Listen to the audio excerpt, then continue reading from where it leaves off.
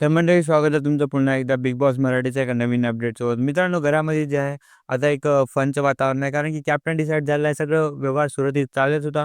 तेव्हा जे आहे त्यांचा आपला जो ग्रुप आहे दिव्या शिंदे, ओमकार हे वगैरे, वगैरे कंटेस्टंट जे आहेत बोलत होते. तेव्हा जे आहे ओमकारने म्हटलं की दिव्या ही पेंग्विनसारखी दिसते. त्यावर जे आहे प्राधिकता ताई म्हणल्या, "तो तुला क्यूट बनतो तू समज गोष्टीला." त्यानंतर ते दिव्या थोड्याशा हसल्या आणि मग मग म्हणल्या, "आपण हे लबो की कॅरेक्टर में सूट ही नहीं करता." हे डायलॉग असं स्वॅगमध्ये म्हणला होता एकदम ऐकूनच मजा आली. पण त्यानंतर जे आहे ते दिव्याताई खुद स्वतः म्हणल्या, "जर मी प्रेमावरची वक्ता झाली असली तर काय झालं असतं?" मग त्यावर ओंकार म्हणाला, "तू म्हणजे सरळ गोळ्या घातल्या असत्या. मतलब मागे-पुढे काहीच नाही. तू त्याला आवडतो, त्याला आवडलं नाही, म्हणजे त्याला उडवून टाकायचं सरळ. म्हणजे तू फक्त गन घेऊन फिरली असती बाई."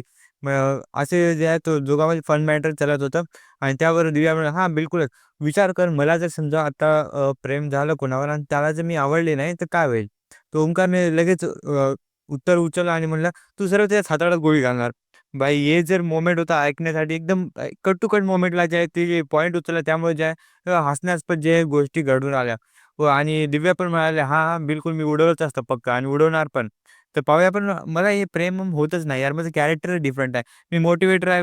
मग त्या गोष्टीवर ओंकार म्हणाला, "तू घर जोडायचं नाही तर तू घर तोडायची कामं करते असं तर त्या हिशोबाने जग." तर दिव्या पण हसत होती. तर मित्रांनो या दोघांची जोडी जी आहे ती चांगली वाढत आहे. दोस्तीच्या मामल्यामध्ये म्हणतोय.